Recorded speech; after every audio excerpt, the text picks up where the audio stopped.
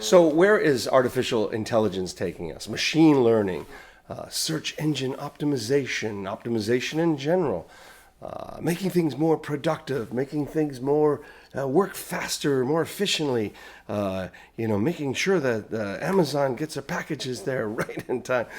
Anyway, we're not going to diss on any companies that are out there right now that are taking advantage of this incredible technology. The question is where things are going to take artists like myself and where creative jobs are going to go. And just in my own little world, in my own sphere of reality, this year has been really tough. So here we are this year, 2023, and it seems to be, I could be imagining a lot of this stuff, but I had a video that I posted a month ago, and I haven't done anything since because it was kind of disheartening. I had a video that I did about homelessness in America. It was a song I had written. I put a lot of time into that song, and I put a lot of time into the video. I'd written that song a while ago, and it was kind of a gospel-y kind of song, but I kind of messed with it. And it took me quite a while to get that song finished, and then it took me a while to do the video. And I noticed that the views were pretty good on it. I was happy. I was hitting about 200 views. And all of a sudden, once it hit 220, it stopped getting views, and then it backed itself down all the way to like 199.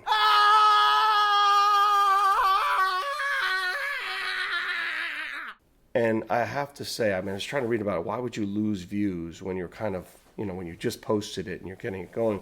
So there's no explanation on this site. And there wasn't anything that said certainly was no copyright claim because I had written the song and I had, filmed a lot of stuff myself. And, everything was kind of, shared information, just trying to help out this world a little bit, some stats about where we are in America, 600,000 people living on the streets. It was kind of a cool little video. Like I said, it was getting really good views, and all of a sudden it just had 20 views taken away and then just died. The algorithm or whatever it controls YouTube disallowed the video to continue getting views. And then I think I had my uncle saw it recently and one view out of a month later. So it's almost like it died for like 3 weeks.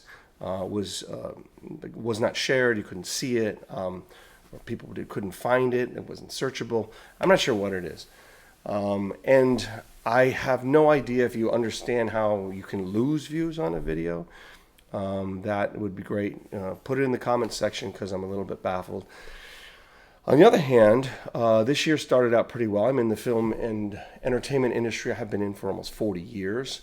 It's been an incredible career. I've worked for everybody from, I worked on the Chappelle Show, I worked on MTV, I worked What Not to Wear, and VH1. I've done over 68 music documentaries, and it just on and on and on. So it's been a really cool career. This year started off pretty well, and it was not busy, but it was, fun.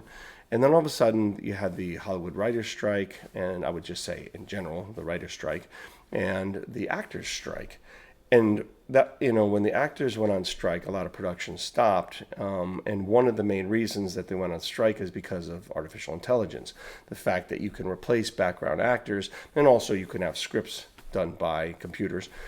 It seems to completely have stopped. It certainly stopped my business. Well, now maybe they're not related. Maybe maybe there's just a coincidence on this thing. But if you're experiencing the same kind of lack of work, please tell me about it. I'm interested in finding where we're headed with technology. I absolutely love nonlinear editing. I absolutely love the camera that is shooting this video right now. I love the fact that I have this incredible sound equipment and everything is the ease of use, the fact that you can make something so quickly, and you could take literally a video with your phone, and the next thing you know, it's on the internet. It's pretty cool. It's not pretty cool. It's amazing. I remember a time when we had to slice film, and we had to glue it together, and you had to match up the soundtracks. And then I remember a 3/4 inch and these terrible things, these monster machines that would eat your tape alive. And then you went on from that, from really, really expensive $50,000 decks to where you would edit that, and that was terrible. When D88s and ADATs came out for individual recording artists and bands, you didn't have to spend $50 an hour, $100 an hour in a studio. So things started changing, by the mid 90s, all the way into 2000s. I think digital technology was just like, this is the greatest thing that ever happened. People are doing albums on, probably doing albums on GarageBand. This stuff sounds incredible. Like the frequency response in the bass is absolutely incredible. For somebody like myself as an audio engineer, when I hear the sound of the bass coming through the speakers, I have a pretty nice sound system in my car, and it's just incredible sound. You couldn't get that. I remember, it's funny, I actually turned on the AM radio yesterday, and I was like, holy shit, with the sound, and it was almost like its own symphony of weird sounds, going underneath bridges, and I was like, we used to listen to rock and roll on AM, and it was terrible. It was absolutely terrible. Today, satellite, and obviously everybody plugs their phones into the USB, and you're listening to this incredible stuff, and you can make your own playlist in Spotify, blah. So, sure, technology, I used to be one of those like first adopters, I was the first one to buy that thing. I wanted to check that thing out. I wanted to know how that thing worked before anybody in this world knew how it worked. And it was freaking expensive doing that. But today, as I sit here, so many years later, past the 80s and 90s and 2000, that here we are in 2023, and I don't know, the amount of the strangeness that happened on my channel just a month ago. What is it that it could just isolate? If it's hard enough to break through the algorithm, I have one video that I did celebrating Generation X artists and their lives. I did a cover of the Cranberry song. I worked with Dolores O'Riordan a few times. She's super interesting, super cool, and it got almost 60,000 views at this point. It's really fun to watch the algorithm work for you. The algorithm kind of pushing off the stuff that's popular and pushing out the things that are interesting. But then if you have something that might be controversial, I have a video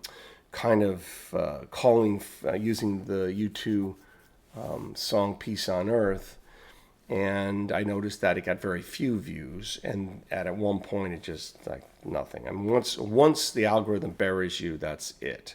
That's why they keep saying, just push out the videos, keep making more content. It's obviously exhausting for creators, and also incredibly hard to make any money on this channel. 10 years ago, I started my YouTube channel, and I made this kind of fun UFO video, and it immediately got 50,000 views. I recently posted something, a couple of years ago, I'd worked on House of Style on a TV, and I actually had a copy of one of the programs, and just copied it over, put it on. I didn't get any money from it; it's demonetized, but I think it's 117,000 views, and that's pretty good. They loved House of Style. So this, like, the popular stuff will definitely make it, and the AI, the algorithm, rewards you for putting stuff that people want to see. As an artist, as a singer-songwriter, I find that it's practically impossible to get it going. Anyway, to try to sum up this AI nightmare, artificial intelligence, where are we going with this? Are we just going to eliminate a bazillion jobs? If we're just going to be driven around by these cars, who's in charge of all this? Who is saying that we eliminate all the cabbies' jobs is going to be a great thing for the economy? We eliminate all truck drivers. Okay, what are they going to do? We actually eliminate the writers. We eliminate background actors. Maybe we'll eliminate sound guys. What's the point? We can have they're called smart mixers, where you just kind of plug in things and let one person do it all, And actually, I see that a lot. I see a lot of camera people these days have to kind of be sound people. They have to be lighting people. They have to be grips. They have to be gaffers. They have to be everything. And I mean, that's great if you own your own sound package and you own your own camera package and all that stuff. But that's a hell of a lot of work for one person. It used to be a crew of like 7 people. And the best thing back then is you would have, production assistants, interns. They're able to come in there and say, hey, listen, can I help out? I'll take like $50 a day. A way to get into the business. Now, if we're going to just like pile on all these jobs onto one person, and you've got all these kids, graduating from film schools, like everybody wants to work in the entertainment industry, we got a problem here. We've got wages that are going to go to nothing because people are just like, I got to pay for my college tuition. You're going to have people kind of freaking out. Now, I was lucky enough to have 40 years of a normal career in the film industry, entertainment industry, I'll call it. And over the years, my wages would go up because of my expertise, and people, that guy's really good, you got to hire him. And so, I was able to see the highest level of income as opposed to a lot of people taking a quarter of what I'm making, which is fine. That's the way you start in the business. But if you can't rise up to even half of what I was making, then how do you buy a house? How do you pay your cell phone? How do you do anything? How do you survive in this wonderful industry if you've got everything getting so optimized, so efficient, so productive that you get to the point where humans aren't going to be doing any of the work? So at this point, I didn't think I'd have this kind of conversation this year. I didn't think I'd be actually talking about it with my work. But here we are, not only on this channel, on the YouTube channel. I see that with Spotify doing its thing. I see that with streaming services all around, is that you need people to work on these projects. Yet, are we trying to eliminate people on these projects? Are we trying to do these incredible competitive videos and songs and all that stuff with 1 or 2 people? If that's the way things are going, that's fine. But we do have more people in the population, more people graduating film school. Son of a bitch. What the fuck is that? Where is my... Oh, fuck this. Shutterfly. There you go. Fucking spam bullshit.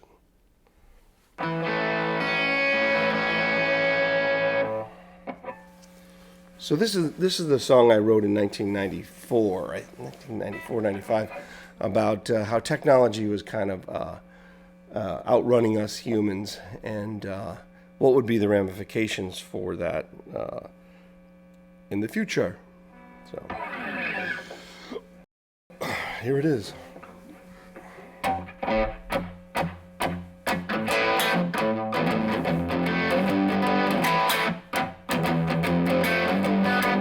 I want to save this world, make my world, shake it up.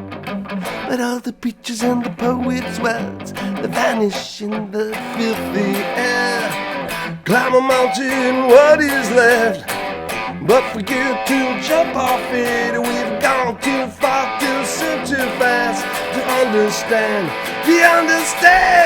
Breathe the air before it's got loud and open the door. Look outside, it's good, it's good, it's good, it's good, it's good.